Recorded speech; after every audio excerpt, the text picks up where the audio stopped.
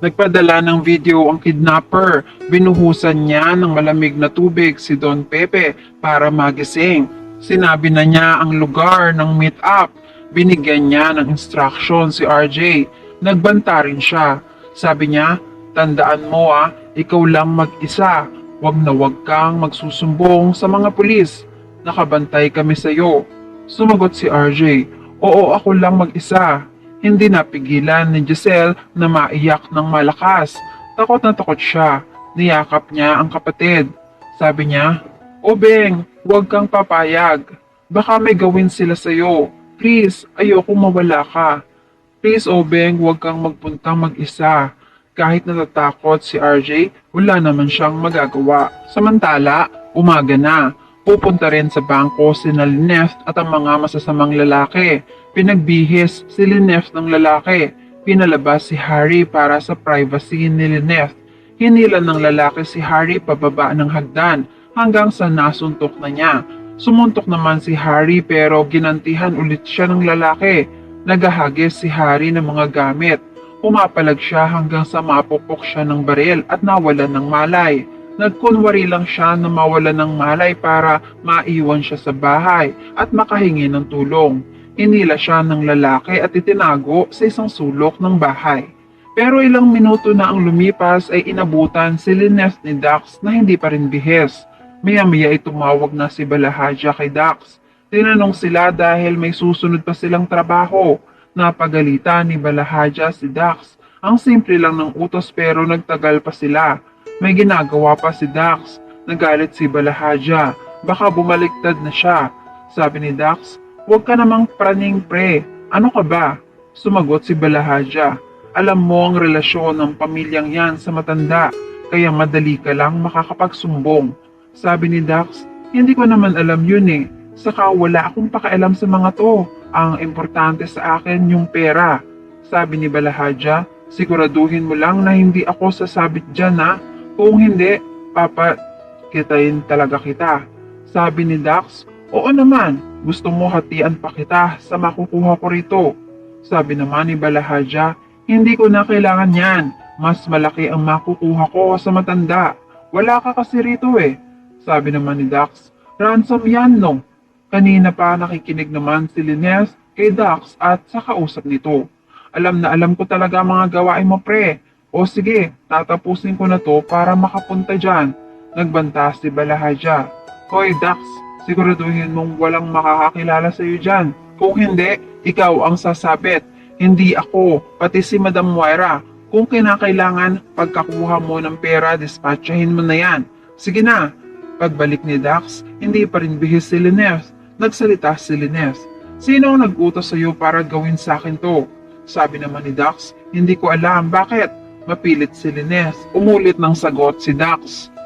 Boss ko. Nagtanong si Lynette. Sino nga yung boss mo? Sabi ni Dax, kahit sabihin ko sa iyo, hindi mo kilala. Pero matagal na niyang minamanmanan tong bahay mo. Sayang nga wala yung doktor. Malaki sana yung makukuha ko. Kaya pwede ba, tumahimik ka na? Rinding-rindi na ako sa iyo. Bilisan mo, magbihis ka na. Kailangan na nating umalis.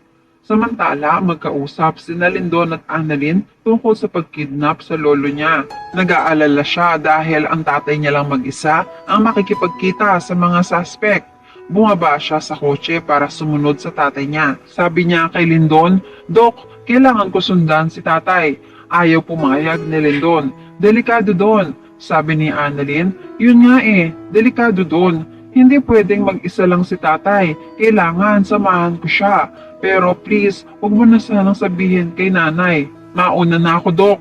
Sa pagtalikod niya para umalis ay pinigilan siya ni Doc Lindon. Hawak niya ang kamay ni Annalyn. Sabi ni Annalyn, pwede ba Dok? Huwag mo ako pigilan. Sabi ni Lindon, hindi kita pipigilan. Sasamahan kita. Sa pag-uusap nilang yon, may isang cellphone na nire-record ang pag-uusap nila ni Lindon. Papunta na si Lindon sa kotse. Nakatulala lang si Annalyn. Sabi ni Lindon, Doc Annalyn, let's go! Nagtataka si Annalyn pero sumunod na rin siya kay Lindon. Nakarating na nga si RJ sa lugar ng meet-up nila ng mga suspect. Sa isang pampublikong palengke, may dala-dala siyang 100 milyon sa loob ng isang malaking bag. Maya-maya ay tumawag si Giselle. Ang sabi niya, "Obeng, I'm going there." Sabi ni RJ, "Ate, ano ba? Gusto mo bang mapahamak si Papa?" Sabi ni Giselle, "Wait, can you please listen to me first, Obeng? Hindi ako magpapakita. Dun lang ako sa kotse. Maghihintay ako sa parking lot. You can't expect me to just wait here. Mamamatay ako sa anxiety." Sabi ni RJ, "Ate, just trust me, okay?" Sabi ni Giselle, "I trust you, but I don't trust those criminals. Baka mamaya may gawin pa sila sa'yo. Basta nandoon lang ako sa labas. And if you need me, if you need anything, just let me know. Update me, okay?" Sabi ni RJ, "Okay, sige ate, thank you. Basta ate, huwag kang tumawag ng pulis ha." Sagot naman ni Giselle, "Oo, hindi ako tatawag sa mga pulis. Mag-ingat ka, okay? Bye." Naglakad na papasok ng palengke si RJ. Palinga-linga siya. Samantala, magkausap na naman sina Moira at Balahadja.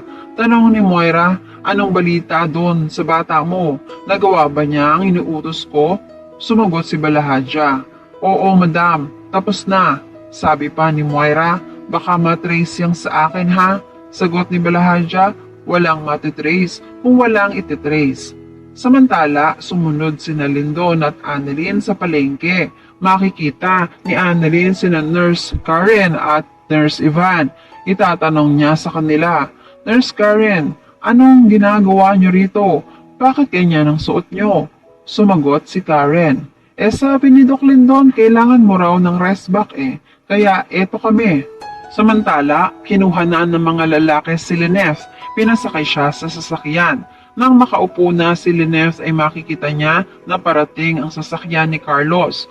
Magugulat siya. Natawag pa niya ang pangalan ng asawa. Bumaba ng sasakyan si Carlos. Nagtataka siya sa kotseng nakaparada. Sabi niya, "Kay haring kotse to Anong ginagawa niya rito?" Pinigilan si Lineth ng mga lalaki na sumigaw o gumawa ng mga bagay na makakakuha ng atensyon ni Carlos. Napaiyak na lang si Lineth nung sabihin ng lalaki, "Huwag kang maingay, kundi lagot ang asawa mo."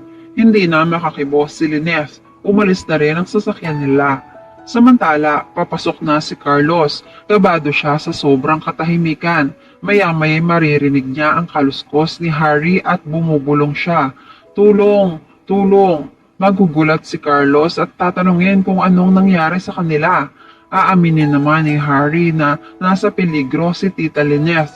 Kailangan nilang magtulungan. Matataranta naman si Carlos. Ganito pala ang nangyari sa bahay nila. "Nasaan si Lineth, Harry? Nasaan?" Sinabi naman agad ni Harry na kinuha siya ng mga lalaki at dinala sa bangko. Sa kabilang banda, tumawag na ang lalaki kay RJ at nag-iba siya ng boses. Si Moira pala ito. Nagbago lang siya ng boses sa tulong ng voice app. Sabi ni RJ, "Dala ko na yung pera."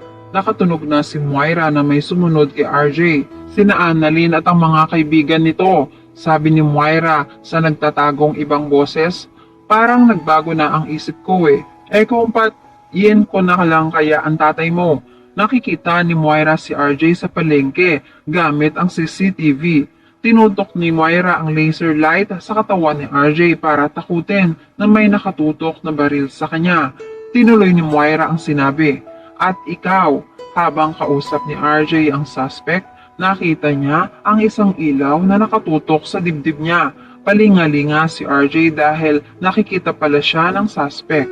Samantala, nakatanaw sa malayo si Kinito. Alam niyang narito sila dahil private investigator siya. Natunugan niyang hindi umalis si Don Pepe at agad siyang gumawa ng paraan para matuklasan ang dahilan. Susunod siya kay Moira at aalamin ang kinaroroonan ng hideout nila. Makikita niya si Lolo Pepe pero hindi niya na agad malalapitan dahil kailangan mag-ingat siya sa bawat hakbang. At yan ang mga pakakaabangan natin sa abot kamay na pangarap.